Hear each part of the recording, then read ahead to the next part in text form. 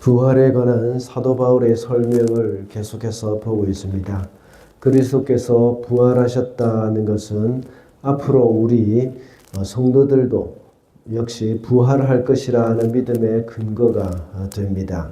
그리고 모든 만물이 회복하게 될 것이라는 보증이 된다고 말씀하고 있습니다. 그러므로 이런 부활신앙을 가진 성도들은 이 세상에서 의로운 삶을 살아야 함을 말해주고 있습니다. 그리스도는 부활의 첫 열매이고 그리스도의 부활은 사망 권세를 이긴 것이라고 했습니다. 그리고 그리스도의 부활은 성도다운 삶의 이유가 된다고 했습니다. 오늘 우리가 봉독한 말씀은 고린도 교회 성도들이 궁금해할 만한 것에 대해서 예를 들어서 설명을 하고 있습니다. 오늘 본문 35절에 보면 죽은 사람이 어떻게 살아나며 그들은 어떤 몸으로 옵니까? 하고 묻는 사람이 있을 것이라고 말을 합니다. 이 질문에 대해서 사도 바울은 자연의 이치 그리고 우주 전체의 예를 들어서 설명을 해주고 있습니다. 그리고 첫사람 아담과 둘째 아담인 예수 그리스도를 비교해서 말씀을 하고 있습니다.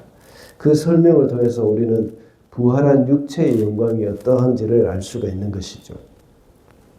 먼저 사도 바울은 죽은 사람이 어떻게 살아나느냐에 대한 질문에 대해서 답을 했습니다. 씨앗을 뿌렸을 때에 그 씨앗이 죽지 않고는 살아날 수가 없습니다. 그와 같이 우리의 부활도 역시 죽지 않고는 부활이 없다는 것을 말해주고 있습니다. 그리고 곧바로 어떤 몸으로 부활하게 될 것인지도 설명을 합니다. 그것을 여러 가지로 예를 들어서 설명을 하고 있는데 한마디로 부활의 몸으로 살아난다는 것은 다시 말하면 영광의 몸으로 부활한다는 것입니다. 그래서 오늘은 부활한 육체의 영광이라는 제목으로 말씀을 살펴보겠습니다. 첫째로 부활한 육체는 썩지 않은 것으로 살아납니다. 42절 말씀입니다. 죽은 사람들의 부활도 이와 같습니다. 썩을 것으로 심는데 썩지 않을 것으로 살아납니다. 이 말씀은 씨앗을 심었는데 나오는 것이 고유한 몸을 주셨다 하는 것 같이 우리의 육체가 썩을 것으로 심겨졌습니다. 그러나 부활할 때는 썩지 않을 것으로 살아나게 된다는 말씀을 하고 있습니다. 사람이 죽은 후에 그 육체가 썩는 것은 당연한 이치입니다. 그러나 주님이 다시 오셔서 부활할 때는 다시는 썩지 않을 몸이 된다는 사실입니다. 그러므로 부활의 소망을 가지고 살아가는 우리는 어떻게 살아야 하겠습니까? 이 썩을 것을 위해서 일을 하는 사람이 아니라 영원히 썩지 않을 것을 위해서 일을 하는 사람들이 되어야 한다는 겁니다. 이 땅에 썩어 없어질 것들이 무엇입니까? 이 땅에 심판을 받아 멸망할 때 함께 불타 없어질 것들, 이런 것들이 다 썩어 없어질 것입니다. 세상 사람들은 영원한 것을 알지 못하고 그 가치를 깨닫지 못합니다. 그래서 이 세상이 불에 탈 때에 같이 타서 없어질 것들에 너무나 많은 시간과 노력과 재정을 투자하고 있습니다. 요즘 들어 영끌족이라는 말이 생겼지 않습니까? 젊은이들이 집을 한 채 사기 위해서 영혼까지 끌어모은다는 그런 말들이 한국에 유행하고 있습니다. 그렇게 영끌해서 집을 사놨더니 또 그 집값이 하락해서 크게 낙심하는 사람도 있습니다. 이 땅에 불타기도 전에 이렇게 가치가 하락되고 많은 것을 볼 수 있습니다. 그러니까 얼마나 이 사람들이 낙심이 되겠습니까? 그러나 부활의 소망을 가지고 사는 사람들은 부활한 우리의 몸이 썩지 않는 것과 같이 이 세상에서 썩지 않는 것에 투자를 해야 합니다. 썩지 않는 것이 무엇일까요? 은행 어카운트에 돈이 쌓이는 것처럼 눈에 잘 띄면 얼마나 좋겠습니까? 그러나 고린도전서 13장에서는 믿음과 소망과 사랑은 영원할 것이라고 했습니다. 이런 것은 모두가 눈에 보이지 않는 것입니다. 영원한 것은 눈에 보이지 않는 것이 대부분이죠. 다시 말하자면 하나님의 나라를 위해서 투자를 해야 한다는 것입니다. 우리가 행하는 모든 일을 하나님의 나라와 하나님의 의를 위해서 살아가는 것이 영원한 것을 위한 일입니다. 그러므로 부활의 육체는 썩지 않는 것으로 살아나기 때문에 우리도 역시 썩지 않는 것을 위해서 일을 해야 하겠습니다. 둘째로 부활한 육체는 강하고 영광스러운 것으로 살아납니다. 43절 말씀입니다. 비천한 것으로 심는데 영광스러운 것으로 살아납니다. 약한 것으로 심는데 강한 것으로 살아납니다. 사도 바울은 인간의 육체의 죽음을 가리켜서 비천한 것으로 심는다고 비유하고 있습니다. 우리가 이 땅에 살아갈 때에 이 비천함을 면할 길은 없습니다. 이 세상의 인생살이는 영광스럽지가 않다는 것이죠. 이 세상에서 부유하게 살거나 왕으로 산다고 하더라도 그 영광은 계속되지 않고 언젠가는 끝이 나고 맙니다. 죽고 나면 한낱 티끌로 변하게 되어 있습니다. 그러나 부활의 육체는 영광스러운 것으로 변합니다. 예수께서 영광의 형체로 변화되신 것과 같이 우리도 역시 영광스러운 것으로 다시 살게 될 것입니다. 또한 약한 것으로 심었는데 강한 것으로 살아났다고 했습니다. 우리의 육체가 모두 약하지 않습니까?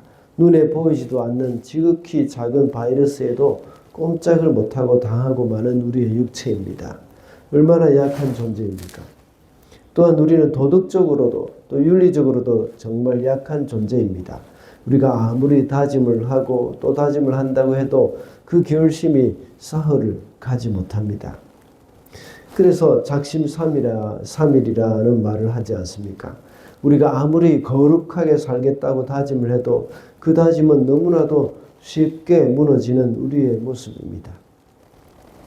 그러나 부활의 몸으로 우리가 다시 살아나갈 때는 그 비천한 우리의 몸이 영광스럽게 되고 약한 우리의 육체가 강하게 될 것입니다. 우리가 영광스러운 몸이 되고 강한 몸이 되기 위해서는 우리의 비천한 몸을 벗어버리면 되는 겁니다. 그리고 우리의 약한 몸을 벗어버리는 것입니다. 그래서 서론에서 말씀드린 바와 같이 죽지 않으면 부활에 이를 수가 없습니다. 그렇다고 해서 우리가 빨리 죽어야 한다는 말은 아닙니다. 오늘 본문에 나오는 의미는 우리의 육체의 실제적인 죽음을 가리키기도 합니다. 그렇지만 주님이 우리를 데려가실 때까지 늘 살아가야 하는 것입니다. 그러나 우리는 이 땅에서 날마다 죽는 삶을 살아야 하는 것이죠. 우리의 연약하고 비천한 우리도 역시 주님과 함께 죽을 때에 강하고 영광스럽게 될 줄로 믿습니다. 주님과 함께 날마다 죽는 삶, 이것이 바로 부활의 소망을 가진 사람들의 삶이라고 할 수 있습니다. 마지막으로 부활한 육체는 신령한 몸으로 살아납니다. 44절 말씀입니다. 자연적인 몸으로 심는데 신령한 몸으로 살아납니다. 자연적인 몸이 있으면 신령한 몸도 있습니다. 자연적인 몸이란 우리의 육체를 가리킵니다. 이것은 이 세상을 살아가는 동안 덧입은 육체적 생명력을 갖는 그런 몸이라고 할 수가 있죠. 그리고 신령한 몸은 부활 후에 있을 우리가 가질 몸을 가리킵니다. 하나님의 영에 의해서 되살아난 새 몸을 가리키는 것이죠. 우리의 부활은 근본적인 변화를 가져온다는 것을 말하는 것입니다. 우리의 육체의 몸, 자연적인 몸, 이것과 신령한 몸은 근본적으로 다르다는 것입니다. 헬라어 원문을 보면 자연적인 몸에 대해서는 인간의 육체의 생명, 호흡, 이것과 관련된 것입니다. 그러나 신령한 몸에 대해서는 성령의 영향을 받는 그런 영적인 생명을 가리키는 단위입니다. 우리가 이 땅에 살아갈 때에는 이 거듭난 그리스도인이라고 하더라도 성령의 영향보다는 자연적인 육체의 영향을 받기가 더욱 쉽습니다. 그러나 부활체가 되면 전적으로 성령의 영향만 받게 되기 때문에 근본적인 변화가 일어나는 겁니다. 그래서 자연적인 몸과 신령한 몸이 이렇게 다른 것입니다. 우리가 신령한 몸으로 부활하게 될 때는 우리가 이 육체의 몸으로 있을 때는 늘 육체의 소욕에 끌려서 죄를 짓게 되는 그러한 일들이 참 많지 않습니까? 그러나 신령한 몸으로 부활하게 될 때는 우리는 성령의 이끌림을 다해서 또 성령의 인도하심을 따라서 살아가게 되는 그러한 몸이 되는 것입니다. 그러므로 부활의 소망을 가지고 살아가는 우리는 비록 육체의 생명을 가지고 살아가지만 성령의 지배 아래서 살아가는 그런 삶에 힘을 써야 합니다. 그래서 성령을 좇아 행하라고 사도 바울은 갈라디아서 5장 16절에서 말씀하고 있습니다. 이렇게 부활의 소망을 가지고 사는 사람은 성령을 좇아 살아간다는 것입니다. 말씀을 맺겠습니다. 오늘은 부활한 육체의 영광이라는 제목으로 말씀을 살펴보았습니다. 부활한 육체는 썩지 않는 것으로 살아난다고 했고 강하고 영광스러운 것으로 살아난다고 했습니다. 그리고 부활한 육체는 신령한 몸으로 살아난다고 했습니다. 오늘도 부활한 육체의 영광을 바라보며 성령을 좇아 살아가는 저와 여러분이 되시기를 바랍니다.